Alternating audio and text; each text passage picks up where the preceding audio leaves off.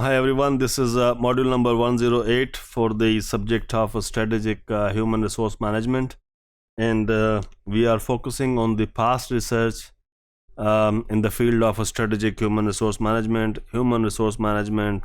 and some other related areas to the organizational performance or the business research. So in this module, we will particularly talk about the human resource data, what to measure. As I talked in the last module that there are many areas and there are many dependent variables of the impact of a strategic human resource management on organizational performance. And the organizational performance is a wide range aspects or dimensions that need to be included rather than simply focusing on the financial performance of the impact of a strategic human resource management. There are a couple of models that suggest what should be measured, and the HR, what type of data they should gather to examine the impact of HR practices or the strategic human resource management practices. So Mooney 2001 suggests to measure that data that are relevant and easy to obtain. If it is easy and relevant, both things are important. So we are not influenced by, or we will not focus on only the easy thing, but we try to understand what this 2x2 matrix suggests us. So low relevance, easy to obtain data. If something is easy to obtain but it has a low relevance to organizational performance or organizational productivity, it is not at the heart of organizational performance. It is not something which is core dimension or core aspect of an organizational performance, but it is easy to obtain. If you acquire that data, you may end up by having some information which might be of little useful. For example, if it is an internet company or if it is a technology or software oriented company, the end of the day you have to see that how the HR practices enhance the innovation or the innovative capabilities of your employees, rather than if anything else may not be the core of that business. So similarly, if you are in a customer service business, then the core of customer service is the customer's loyalty and customer satisfaction. So you have to see that how HR practices impact on employee attitudes and behaviors that enable them to provide better customer services. Rest of the things may be secondary to the organization. For example, the time employees come and the time employees go, or some other aspects may be secondary.